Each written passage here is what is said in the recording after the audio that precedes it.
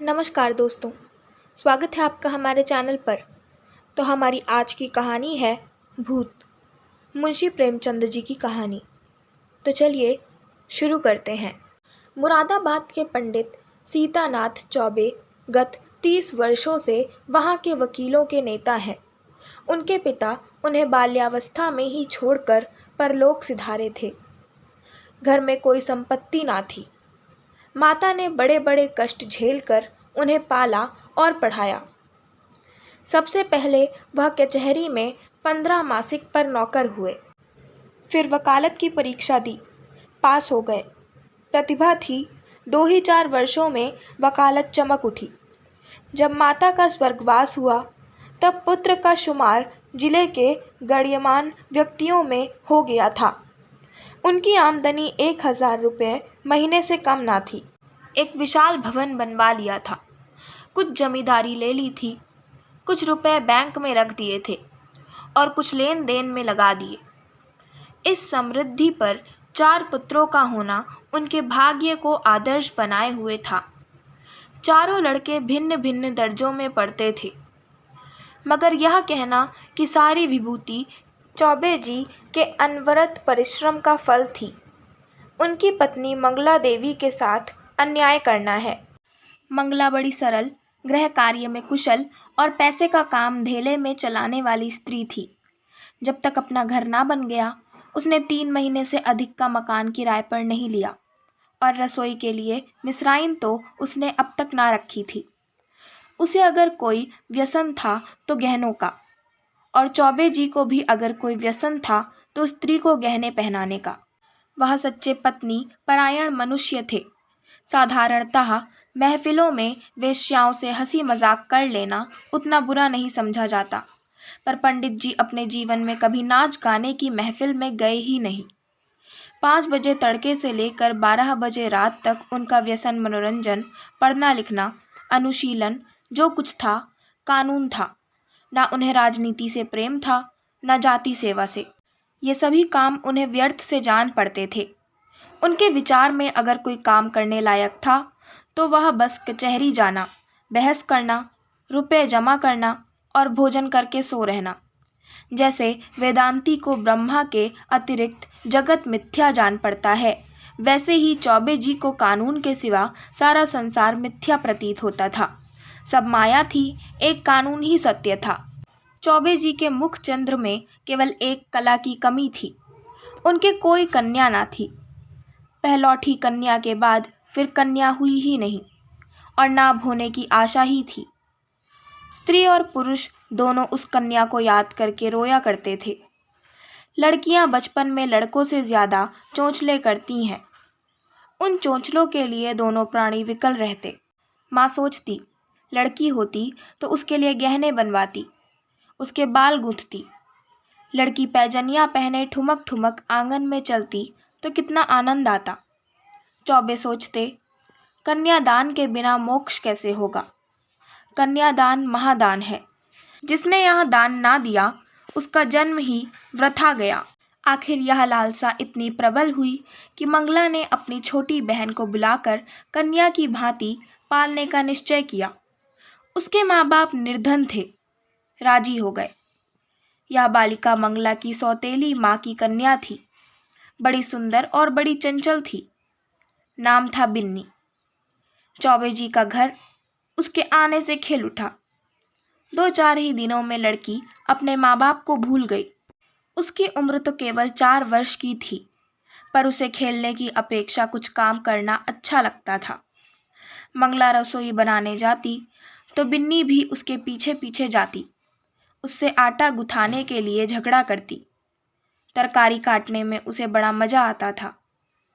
जब तक वकील साहब घर पर रहते तब तक वह उनके साथ दीवान खाने में बैठी रहती। कभी किताब उलटती, कभी दवात कलम से खेलती। चौबे जी मुस्कुराकर कहते, बेटी मार खाओगी? बिन्नी कहती, तुम मार खाओगे, मैं तुम्हारे कान काट लूँगी, जूजू को बुलाकर पकड़ा दूँगी। इस पर दीवान खाने में खूब कह कहे उड़ते। वकील साहब कभी इतने बाल्य वत्सल ना थे। जब बाहर से आते तो कुछ न कुछ सौगात बिन्नी के वास्ते जरूर लाते और घर में कदम रखते ही पुकारते, बिन्नी बेटी चलो। बिन्नी दौड़ती हुई आकर उनकी गोद में बैठ जाती। मंगला एक दिन बिन्नी को लिए बैठी थी। इतने में पंडित जी आ गए। बिन्नी दौड़कर उनकी गोद में जा बैठी। पंडित जी ने पूछा, तू किसकी बेटी है? बिन्नी बोली, ना बताऊंगी। मंगला बोली, कह दे बेटा, जीजी की बेटी हूँ। पंडित बोला, तू मेरी बेटी है बिन्नी कि इनकी? बिन्नी बोली, ना बताऊंगी। पंडित बोला, अच्छा, हम लोग आंखें बंद किए बैठे हैं। बिन्नी जिसकी बेटी होगी उसकी गोद में बैठ जाएगी। बिन्नी उठी और फिर चौबे जी की गोद में बैठ गई। पंडित बोला, मेरी बेटी है, मेरी बेटी है, अब ना कहना कि मेरी बेटी है। मंगला बोली, अच्छा जाओ बिन्नी, अब तुम्हें मिठाई ना दूंगी, गुड़िया भी ना मंगा दूंगी। बिन्नी बोली, भैया जी मंगवा देंगे, तुम्हें ना दूंगी। वकील साहब ने हंसकर बिन्नी को छाती से लगा लिया और गोद में लिए हुए बाहर चले गए। वह अपने इष्ट मित्रों को भी इस बाल क्रीड़ा का रसास्वादन कराना चाहते थे। आज से जो कोई बिन्नी से पूछता कि तू किसकी बेटी है, तो बिन्नी चट से कहती, भैया की। एक बार बिन्नी का बाप आकर उसे अपने साथ ले गया। बिन्नी ने रो रो कर दुनिया सिर पर उठा ली। इधर चौबे जी को भी दिन काटना कठिन हो गया। 1 महीना भी ना गुजरने पाया था कि वह फिर ससुराल गए और बिन्नी को लिवा लाए। बिन्नी अपनी माता और पिता को भूल गई। वह चौबे जी को अपना बाप और मंगला को अपनी माँ समझने लगी। जिन्होंने उसे जन्म दिया था वे अब गैर हो गए। कई साल गुजर गए। वकील साहब के बेटों का विवाह हुआ। उनमें से 2 अपने बाल बच्चों को लेकर अन्य जिलों में वकालत करने चले गए। 2 कॉलेज में पढ़ते थे। बिन्नी भी कली से फूल हुई। ऐसी रूप गुण शील वाली बालिका बिरादरी में और ना थी। पढ़ने लिखने में चतुर, घर के काम धंधों में कुशल, बूटे कसीदे और सीने पिरोने में दक्ष, पाक कला में निपुण, मधुर भाषणी, लज्जाशीला, अनुपम रूप की राशि। अंधेरे घर में उसके सौंदर्य की दिव्य ज्योति से उजाला होता था। उषा की लालिमा में, ज्योत्सना की मनोहर छटा में, खिले हुए गुलाब के ऊपर सूर्य की किरणों से चमकते हुए तुषार बिंदु में भी वह प्राणप्रद सुषमा और वह शोभा न थी। श्वेत हेम मुकुटधारी पर्वत में भी वह शीतलता न थी जो बिन्नी अर्थात विंध्येश्वरी के विशाल नेत्रों में थी। चौबे जी ने बिन्नी के लिए सुयोग्य वर खोजना शुरू किया। लड़कों की शादियों में दिल का अरमान निकल चुके थे। अब कन्या के विवाह में हौसले पूरे करना चाहते थे। धन लुटाकर कीर्ति पा चुके थे। अब दान दहेज में नाम कमाने की लालसा थी। बेटे का विवाह कर लेना आसान है, पर कन्या के विवाह में आबरू निभाह ले जाना कठिन है। नौका पर सभी यात्रा करते हैं, जो तैरकर नदी पार करे वही प्रशंसा का अधिकारी है। धन की कमी ना थी। अच्छा घर और सुयोग्य वर मिल गया। जन्मपत्र मिल गए, बनावट बन गया। फलदान और तिलक की रस्में भी अदा कर दी गईं। पर हाय रे, कहाँ तो विवाह की तैयारी हो रही थी। द्वार पर दर्जी, सुनार, हलवाई सब अपना अपना काम कर रहे थे। कहाँ निर्दय विधता ने और ही लीला रच दी। विवाह के 1 सप्ताह पहले मंगला अनायास बीमार पड़ी। 3 ही दिन में अपने सारे अरमान लिए हुए परलोक सिधार गई। संध्या हो गई थी। मंगला चारपाई पर पड़ी हुई थी। बेटे, बहुएं, पोते पोतियां सब चारपाई के चारों ओर खड़े थे। बिन्नी पैताने बैठी मंगला के पैर दबा रही थी। मृत्यु के समय की भयंकर निस्तब्धता छाई हुई थी। कोई किसी से न बोलता था। दिल में सब समझ रहे थे क्या होने वाला है। केवल चौबे जी वहां ना थे। सहसा मंगला ने इधर उधर इच्छापूर्ण दृष्टि से देखकर कहा, जरा उन्हें बुला दो। कहाँ हैं? पंडित जी अपने कमरे में बैठे रो रहे थे। संदेश पाते ही आंसू पोंछते हुए घर में आए और बड़े धैर्य के साथ मंगला के सामने हो गए।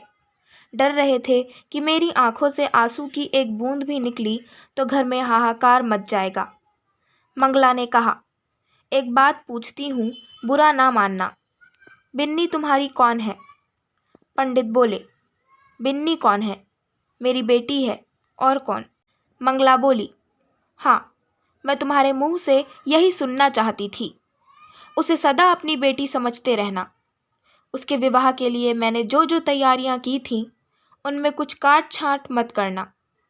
पंडित बोले, इसकी कुछ चिंता ना करो। ईश्वर ने चाहा तो उससे कुछ ज़्यादा धूमधाम के साथ विवाह होगा। मंगला बोली, उसे हमेशा बुलाते रहना। तीज त्योहार में कभी मत भूलना। पंडित बोला, इन बातों की मुझे याद दिलाने की ज़रूरत नहीं। मंगला ने कुछ सोचकर फिर कहा, इसी साल विवाह कर देना। पंडित बोले, इस साल कैसे होगा? मंगला बोली, यह फागुन का महीना है, जेठ तक लगन है। पंडित बोले, हो सकेगा तो इसी साल कर दूंगा। मंगला बोली, हो सकने की बात नहीं, ज़रूर कर देना। पंडित बोले, कर दूंगा। इसके बाद गोदान की तैयारी होने लगी। बुढ़ापे में पत्नी का मरना, बरसात में घर का गिरना है, फिर उसके बनने की आशा नहीं होती। मंगला की मृत्यु से पंडित जी का जीवन अनियमित और विशृंखल सा हो गया। लोगों से मिलना जुलना छूट गया। कई कई दिन कचहरी ही ना जाते, जाते भी तो बड़े आग्रह से। भोजन से आरुचि हो गई। विंध्येश्वरी उनकी दशा देख देख कर दिल में कुढ़ती और यथा साध्य उनका दिल बहलाने की चेष्टा किया करती थी। वह उन्हें पुराणों की कथाएं पढ़कर सुनाती, उनके लिए तरह तरह की भोजन सामग्री पकाती और उन्हें आग्रह अनुरोध के साथ खिलाती थी। जब तक वह ना खा लेते, आप कुछ ना खाती थी। गर्मी के दिन थे ही।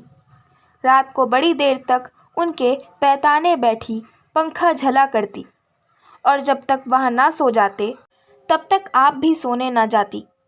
वह ज़रा भी सिर दर्द की शिकायत करते तो तुरंत उनके सिर में तेल डालती। यहाँ तक कि रात को जब उन्हें प्यास लगती तब खुद दौड़ कर आती और उन्हें पानी पिलाती। धीरे धीरे चौबे जी के हृदय में मंगला केवल एक सुख की स्मृति रह गई। एक दिन चौबे जी ने बिन्नी को मंगला के सब गहने दे दिए।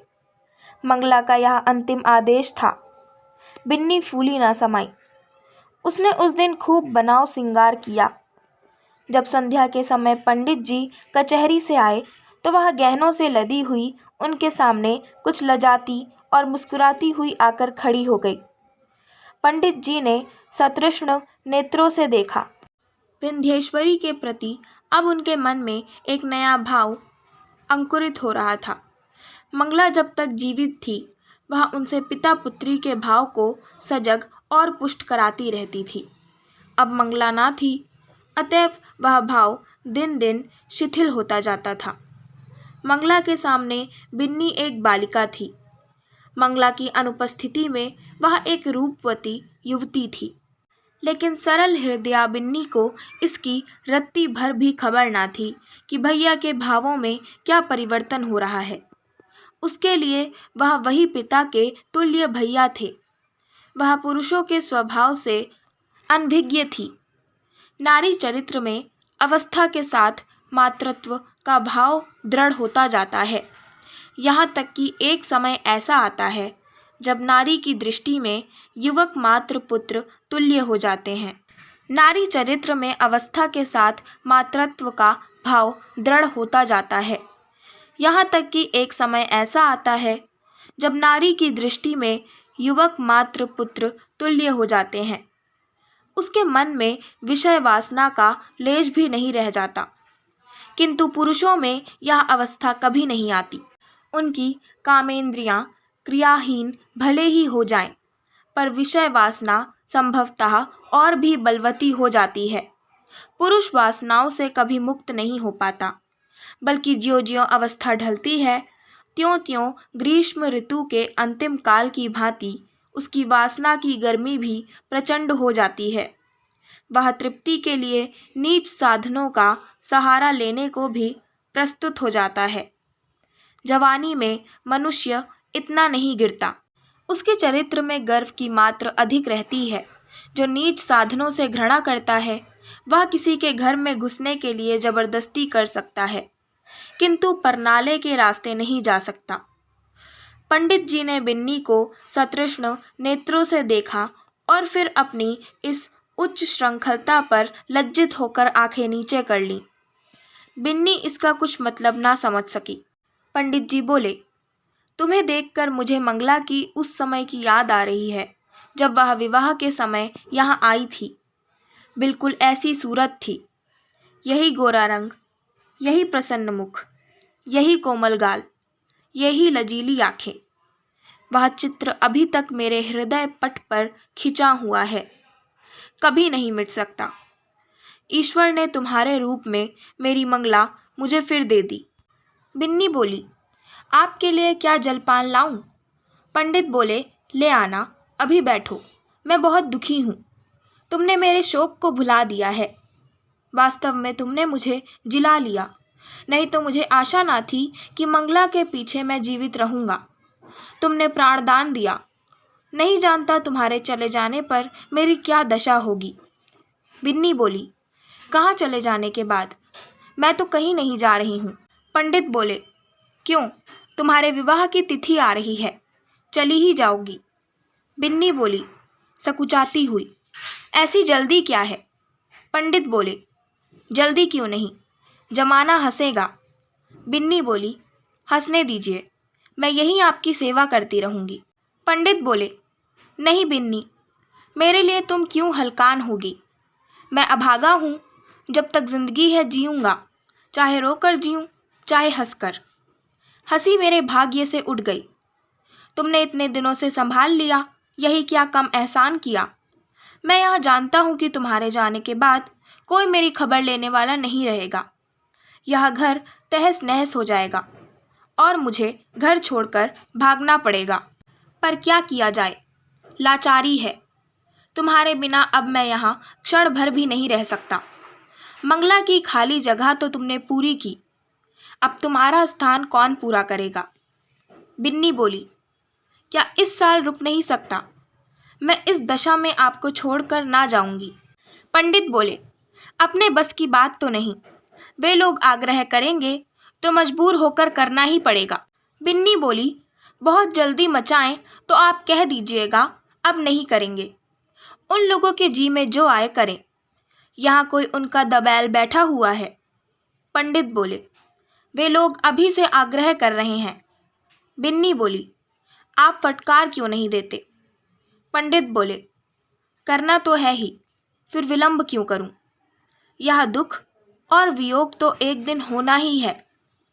अपनी विपत्ति का भार तुम्हारे सिर क्यों रखूं? बिन्नी बोली, दुख सुख में काम ना आऊंगी तो और किस दिन काम आऊंगी। पंडित जी के मन में कई दिनों तक घोर संग्राम होता रहा। वह अब बिन्नी को पिता की दृष्टि से ना देख सकते थे। बिन्नी अब मंगला की बहन और उनकी साली थी। जमाना हंसेगा तो हंसे, जिंदगी तो आनंद से गुजरेगी। उनकी भावनाएं कभी इतनी उल्लासमयी ना थीं। उन्हें अपने अंगों में फिर जवानी की स्फूर्ति का अनुभव हो रहा था। वह सोचते, बिन्नी को मैं अपनी पुत्री समझता था, पर वह मेरी पुत्री है तो नहीं। इस तरह समझने से क्या होता है? कौन जाने, ईश्वर को यही मंजूर हो, नहीं तो बिन्नी यहाँ आती ही क्यों। उसने इसी बहाने से यह संयोग निश्चित कर दिया होगा। उसकी लीला तो अपरंपार है। पंडित जी ने वर के पिता को सूचना दे दी कि कुछ विशेष कारणों से इस साल विवाह नहीं हो सकता। विंध्येश्वरी को अभी तक कुछ खबर न थी कि मेरे लिए क्या क्या षड्यंत्र रचे जा रहे हैं। वह खुश थी कि मैं भैया जी की सेवा कर रही हूँ और भैया जी मुझसे प्रसन्न हैं। बहन का इन्हें बड़ा दुख है। मैं ना रहूँगी तो यह कहीं चले जाएंगे। कौन जाने, साधु सन्यासी ना हो जाएं। घर में कैसे मन लगेगा। वह पंडित जी का मन बहलाने का निरंतर प्रयत्न करती रहती थी उन्हें कभी मन मारे ना बैठने देती। पंडित जी का मन अब कचहरी में ना लगता था। घंटे 2 घंटे बैठकर चले आते थे। युवकों के प्रेम में विकलता होती है और वृद्धों के प्रेम में श्रद्धा। वे अपनी यौवन की कमी को खुशामद से, मीठी बातों से और हाजिर जवाबी से पूर्ण करना चाहते हैं। मंगला को मरे अभी 3 ही महीने गुजरे थे कि चौबे जी ससुराल पहुँचे। सास ने मुँह मांगी मुराद पाई। उसके 2 पुत्र थे। घर में कुछ पूंजी ना थी। उनके पालन और शिक्षा के लिए कोई ठिकाना नजर न आता था। मंगला मर ही चुकी थी। लड़की का ज्यों ही विवाह हो जाएगा वह अपने घर की हो रहेगी, फिर चौबे से नाता ही टूट जाएगा। वह इसी चिंता में पड़ी हुई थी कि चौबे जी पहुँचे, मानो देवता स्वयं वरदान देने आए हों। जब जी भोजन करके लेटे तो सास ने कहा, भैया कहीं बातचीत हुई कि नहीं? पंडित बोले, अम्मा अब मेरे विवाह की बातचीत क्या होगी? सास बोली, क्यों भैया, अभी तुम्हारी उम्र ही क्या है? पंडित बोले, करना भी चाहूँ तो बदनामी के डर से नहीं कर सकता, फिर मुझे पूछता ही कौन है? सास बोली, पूछने को हजारों हैं, दूर क्यों जाओ, अपने घर ही में लड़की बैठी है। सुना है तुमने मंगला के सब गहने बिन्नी को दे दिए हैं। कहीं और विवाह हुआ तो ये कई हजार की चीज़ें तुम्हारे हाथों से निकल जाएंगी। तुमसे अच्छा घर मैं कहाँ पाऊंगी? तुम उसे अंगीकार कर लो तो मैं तर जाऊं। अंधा क्या मांगे 2 आंखें। चौबे जी ने मानो विवश होकर सास की प्रार्थना स्वीकार कर ली। बिन्नी अपने गांव के कच्चे मकान में अपनी माँ के पास बैठी हुई है। अब की चौबे जी ने उसकी सेवा के लिए एक लौंडी भी साथ कर दी है। विंध्येश्वरी के दोनों छोटे भाई विस्मित हो होकर उसके आभूषणों को देख रहे हैं। गांव की और कई स्त्रियां उसे देखने आई हुई हैं और उसके रूप लावण्य का विकास देखकर चकित हो रही हैं। यह वही बिन्नी है जो यहाँ मोटी फरिया पहने खेला करती थी। रंग रूप कैसा निखर आया है।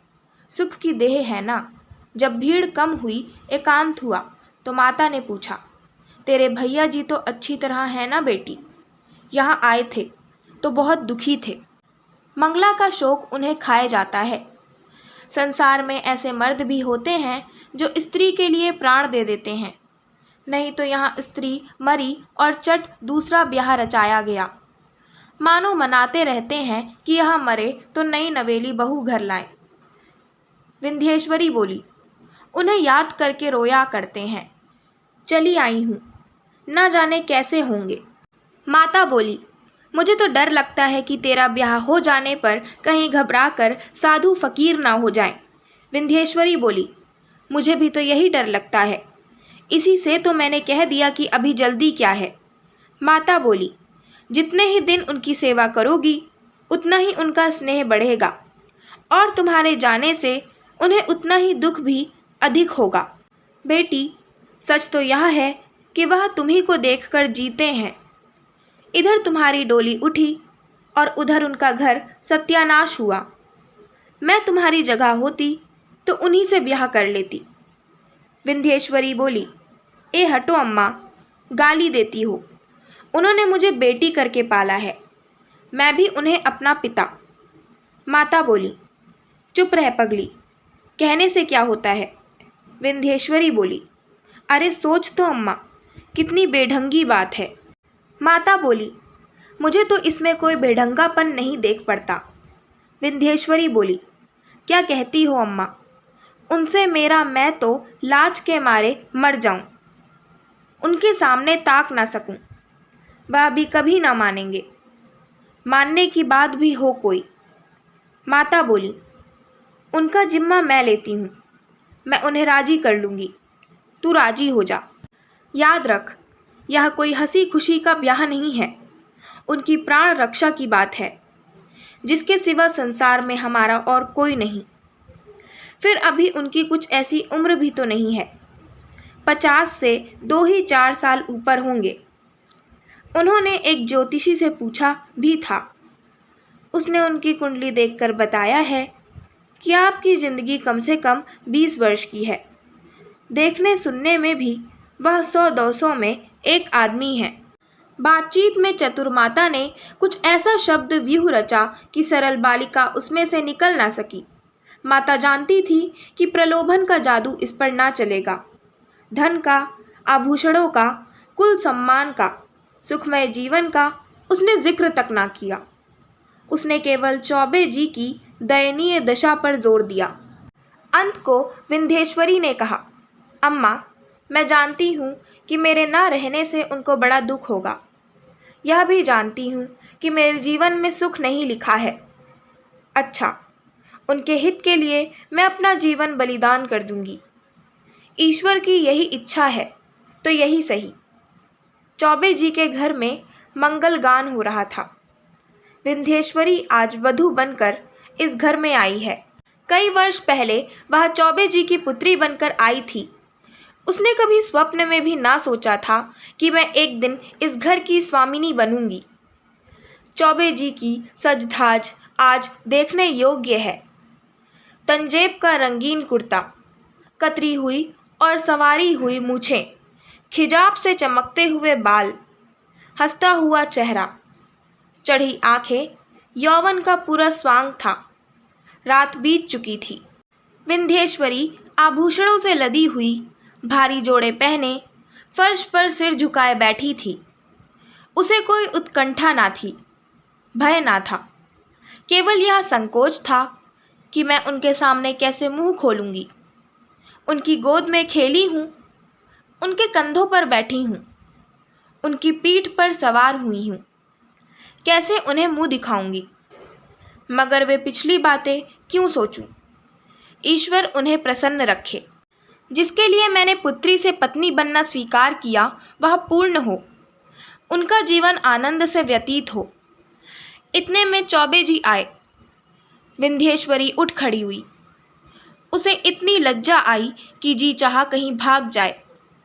खिड़की से नीचे कूद पड़े। चौबे जी ने उसका हाथ पकड़ लिया और बोले, बिन्नी, मुझसे डरती हो? बिन्नी कुछ ना बोली, मूर्ति की तरह वहीं खड़ी रही। एक क्षण में चौबे जी ने उसे बिठा दिया। वह बैठ गई। उसका गला भर भर आता था। भाग्य की यह निर्दय लीला, यह क्रूर क्रीड़ा उसके लिए असहाय हो रही थी। पंडित जी ने पूछा, बिन्नी बोलती क्यों नहीं? क्या मुझसे नाराज हो? विंध्येश्वरी ने अपने कान बंद कर लिए। यही परिचित आवाज़ वह कितने दिनों से सुनती चली आती थी। आज वह व्यंग्य से भी तीव्र और उपहास से भी कटु प्रतीत होती थी। सहसा पंडित जी चौंक पड़े, आंखें फैल गईं और दोनों हाथ मेंढक के पैरों की भांति सिकुड़ गए। वह 2 कदम पीछे हट गए। खिड़की से मंगला अंदर झांक रही थी। छाया नहीं, मंगला थी। मंगला थी सदेह, साकार, सजीव। चौबे जी कांपती हुई टूटी फूटी आवाज़ से बोले, बिन्नी देखो, वह क्या है? बिन्नी ने घबराकर खिड़की की ओर देखा। कुछ ना था। बोली, क्या है? मुझे तो कुछ नहीं दिखाई देता। चौबे जी बोले, अब गायब हो गई, लेकिन ईश्वर जानता है मंगला थी। बिन्नी बोली, बहन। चौबे जी बोले, हाँ हाँ वही, खिड़की से अंदर झांक रही थी। मेरे तो रोए खड़े हो गए।